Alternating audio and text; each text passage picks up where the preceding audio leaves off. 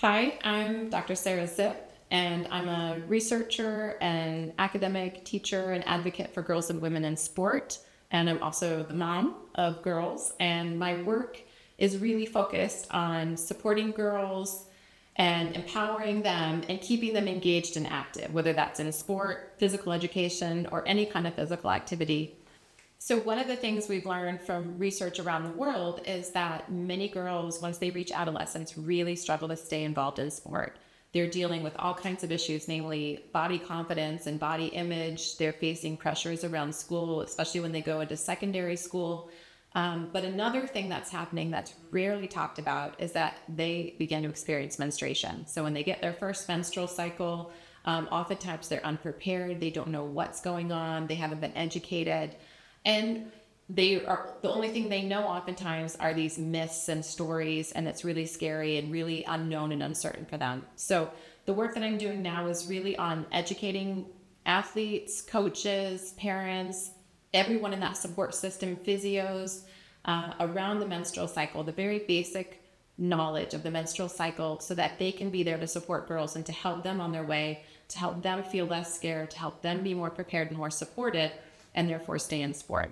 I've been working on this research with girls in sport from an academic perspective, but my real motivation in all of this is for my own two girls who are right in the mix of their adolescence. And so this is my whole world. And as a mom, I realize that, we don't prepare our girls for some of these challenges that they face. And especially in sport, all of these systems are really designed around male experiences, and it doesn't take into account some of the challenges that girls face and later on that women face. So that's really my motivation, working on this for my two daughters. And they'll call me gross mom because I'm a big believer in just talking about all of the weird and gross things that our bodies do. I always think it's better to talk about it and share about it and help each other than to sit in silence. And so we know from research from around the world that really the foundation of the problem around menstrual health and education is the taboo. So we need to start from that basic point and understand that if we don't talk about it, if we don't learn about it, if we're afraid to talk about it, if there's shame and embarrassment, that's going to prevent people from understanding. That's going to prevent people from asking for help. And so the first step is to just break that taboo, be the gross mom, be the, whoever a person needs to be able to share and to be honest about what's really going on with their bodies. And so what I've tried to do with the work and Power to Play period is create resources for coaches, athletes, parents, and sport leaders to get that basic knowledge about menstrual health so they can feel confident. They can feel knowledgeable about talking about the menstrual cycle. It's one of the things we've learned in the research is that a lot of coaches they feel like they don't know enough. They don't have the knowledge about menstrual health. They don't know where to start. And then on top of that, that taboo makes them feel embarrassed, or they feel like they're going to invade someone's privacy if they bring up menstruation. So I've tried to address that by creating resources.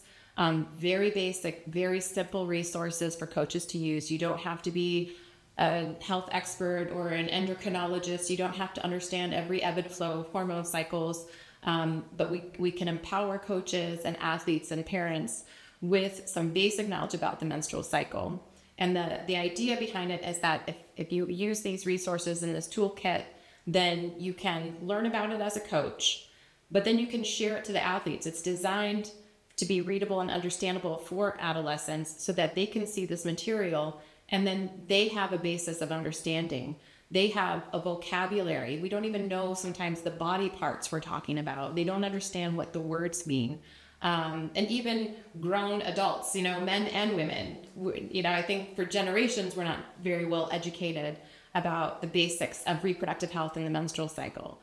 So these resources are designed to give that basic knowledge and then to share that with the athletes, share that with the parents, share that with physios, and that becomes the basis for a conversation. And it's much easier to have that conversation if we're talking about sort of the common experiences or the science behind menstrual cycles. And I've really focused on empowering coaches with information so that they can bring up the subject of menstrual health without inquiring about a specific experience or asking someone a personal question, and maybe have their 10 tips for coaches without ever asking about anyone else's menstrual cycle. You don't ever have to know. No one has to share with you something that they don't want to for you to be a knowledgeable and supportive coach. So that's what these tools are designed for. So the idea behind the resources is that they can be shared to coaches, and that begins the conversation. And that's how we break the taboo, is by empowering coaches and athletes with that basic knowledge so that they can begin the discussion. And I've seen in the research that a lot of times, the athlete is feeling like they maybe want to talk about this. I mean, we've seen in the studies, athletes say their menstrual cycle is affecting them and affecting their performance, but very few of them actually talk to their coaches. And on the coaches' side, they're saying that we know it's important, but we don't want to invade that athlete's privacy. We're worried about overstepping our bounds, or we're worried about parents reacting. And so the idea is that you can share this information, and that opens up the conversation, and it doesn't have to be about someone's personal experience. But maybe if they have that information, a young athlete will then know, oh, okay, this is, I'm seeing these common symptoms and I'm experiencing this. I know the language to use. I can ask my coach for help, or I can ask my physio for help, or I can ask my parent or my aunt or my sibling for help. So that's what those tools are designed to do. I think sometimes it's important too for a coach just to show awareness, right?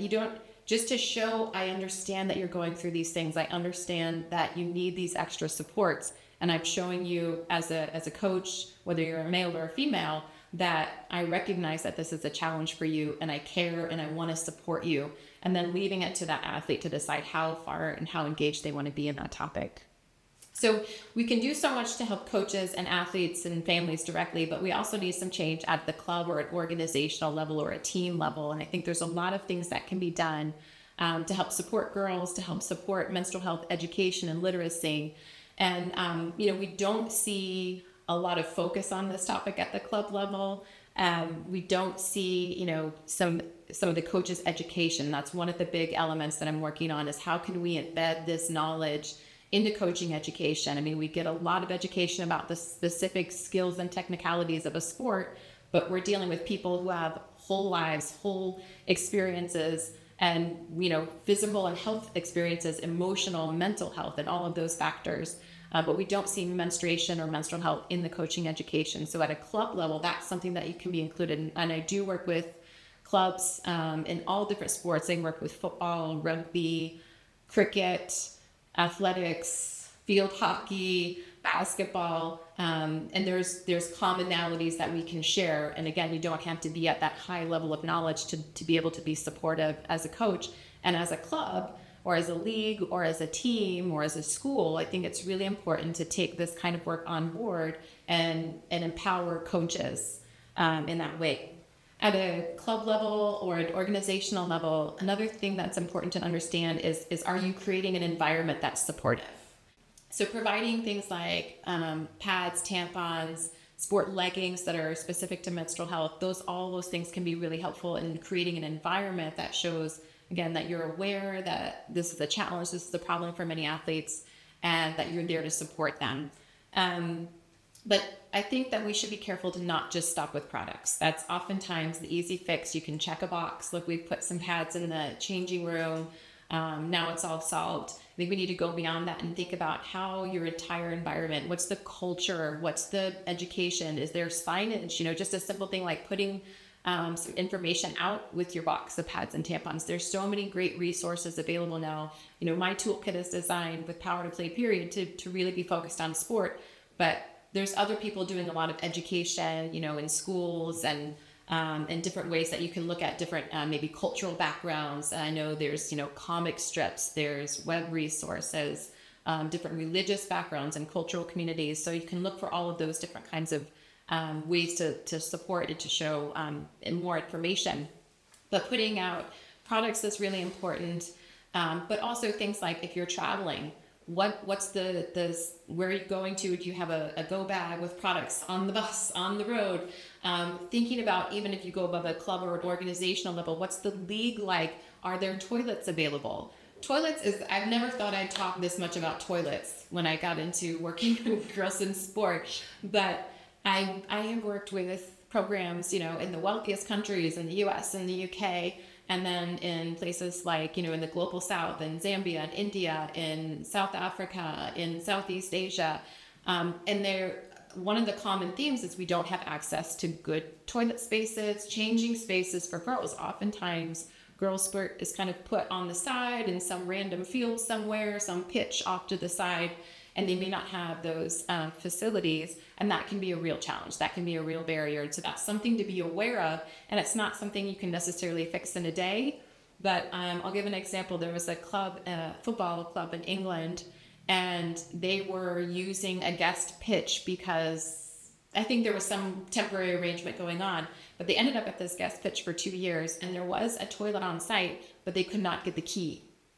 They kept asking for the key, and so you're bringing these girls there, and they have nowhere to go. And I think that's an example of a way we can recognize that these sports systems often they're not designed for girls, they're not designed for women, they're not designed for female typical bodies.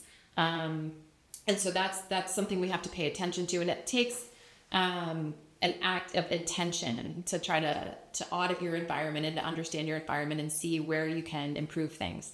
So I think things like products, toilet spaces, uniforms. You see a lot of the news these days about changing uniform styles.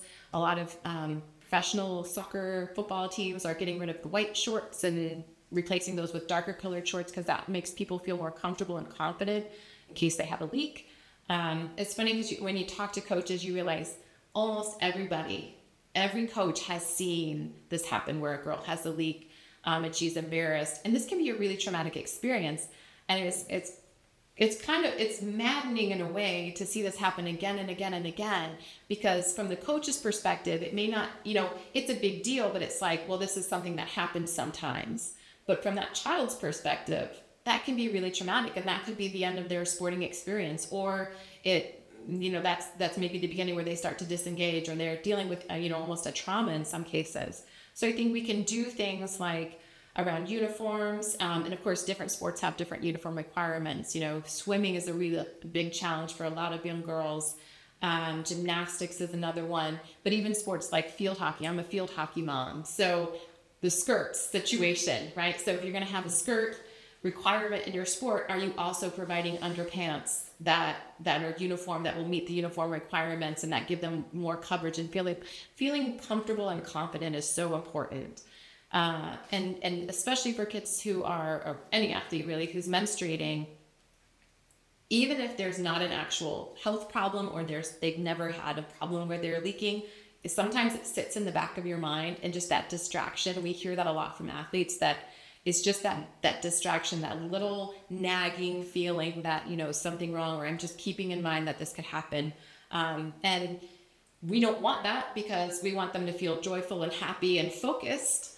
And also, it affects their well-being, it affects their enjoyment of the experience, but it also can affect performance. So all of those things are factors to consider. I think at a systems level in sport, we need to really think about how to integrate menstrual health literacy and understanding and education into our coaching education program. So coaches are learning all about, these skills for their sport. They learn about important things like safeguarding has really taken on. And I think I'd like to emulate that progress and see how we can integrate menstrual health into existing systems for coaching education, whether that's in certification programs, professional development, safeguarding, any of those systems. And so I think the more we can do to at least have a foundation of menstrual health. And again, you don't have to be an expert, you don't have to be an endocrinologist, but if you can at least begin with some of those basic understandings.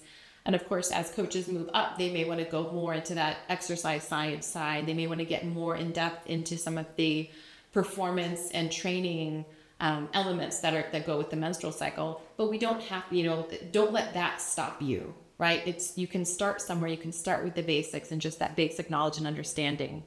But I also think at that cultural level, the more we do this, the more we talk about menstruation, the more we talk about the experiences of people who menstruate, the more we break that taboo, right? And every time we say it, and I feel like I'm the period lady, I'm out here speaking my piece to girls, boys, men, women, everybody, anyone who menstruates, people who don't menstruate, people with disabilities, people without disabilities, people from different religious backgrounds and cultural backgrounds and languages. But the more we can open that discussion up, the more we can say the word menstruation out loud, the more we can talk about the realities of periods and the messiness of it. I always also like to say, I'm a gross mom, so our bodies do gross things all the time, right? We're like leaking and sweating and bleeding and in all kinds of different ways. This one way shouldn't be such a taboo. And the harm that it causes when we don't talk about it is that, even just in sport, right? So if girls feel disengaged or they start to pull back, then they lose all of the benefits that come with being a part of a team, being involved in sport, being physically active. But it also opens up all these other harms of shame and embarrassment. And there's a lot we can see, culturally, sometimes menstruation gets tangled up in reproductive health and sex. And so it's really easy, especially for young people, to get confused and feel that shame and that guilt. So it's really important that we, at a cultural level, do everything we can to break open that taboo, get rid of the shame. I'm a big believer in sharing these stories, because that's one thing. I think there's such a power and such a strength in that we don't realize. Whether I'm here in Switzerland, or I'm back home in the US and Australia and Sri Lanka, and all over the world, people are menstruating, right? And my experience is different because of my body, because of my age, because I'm a mom, because my religious background. So all of those things make it different, but there are commonalities. And I think the more we share those stories, the more we break down the secrecy and the taboo and the shame. I really enjoy sharing these stories and hearing from people all around the world. And I do believe that when we share those stories, we build empathy, we build community, we build strength, and there's a power in that. So I would just encourage everyone to continue to share their stories, to be brave and be bold, and we can overcome this and build a brighter future for my girls, your girls, all the girls around the world.